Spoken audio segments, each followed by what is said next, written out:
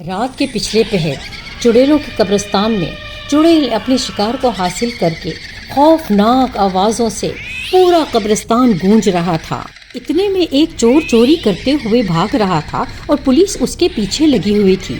چور دوڑتے دوڑتے ایک خوفناک وادی کی طرف بھاگ نکلا اور پولیس سے بچ کر اس ویران وادی میں تھک کر لیٹ گیا، لیکن چور یہ نہیں جانتا تھا کہ جہاں وہ ٹھہرا ہوا ہے وہ کوئی عام جگہ نہیں بلکہ چڑیلوں کا قبرستان ہے۔ جیسے ہی چڑیل سردار ماما پوترو کو اس چور کی بو محسوس ہوئی تو اس نے دلہن چڑیل سے کہا، جاؤ اور اس اجنبی کو جھانسا دے کر میرے پاس لے آؤ۔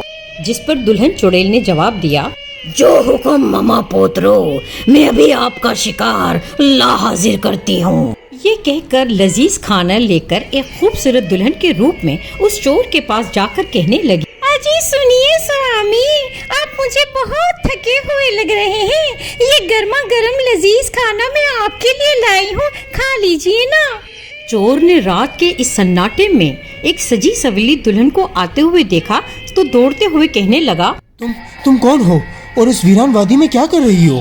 لیکن چور جو کہ بہت ڈرا اور بھوکا پیاسا تھا، اس نے سب کچھ چھوڑ چھاڑ کر وہ گرما گرم کھانا کھانا شروع کر دیا اور دلہن نے اسے کھانا کھلا کر میٹھی میٹھی باتوں میں لے کر جھانسا دے کر اسے ماما پوترو کے پاس چڑیلوں کے قبرستان لے گئی۔ جیسے ہی چور وہاں پہنچا تو اس نے خوفناک منظر دیکھا اور کہنے لگا، اف، یہ تو مجھے کہاں لے آئی ہو؟ یہ تو چڑیلوں کا قبرستان ہے، مجھے جانے دو، مجھے جانا ہے۔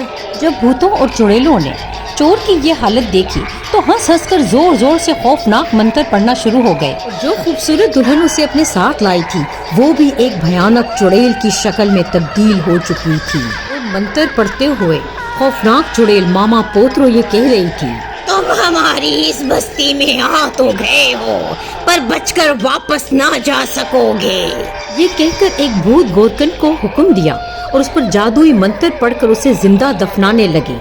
بھوت گورکن اس پر جادوئی چھڑی سے منتر پڑھتے ہوئے اس پر وار کر کے اسے زندہ دفن کر رہا تھا اور چور چیخو پکار کر رہا تھا مگر سب بے سود۔ مگر ان جادوئی چڑیلوں کی بستی میں اب چور بری طرح پھنس کر مر چکا تھا۔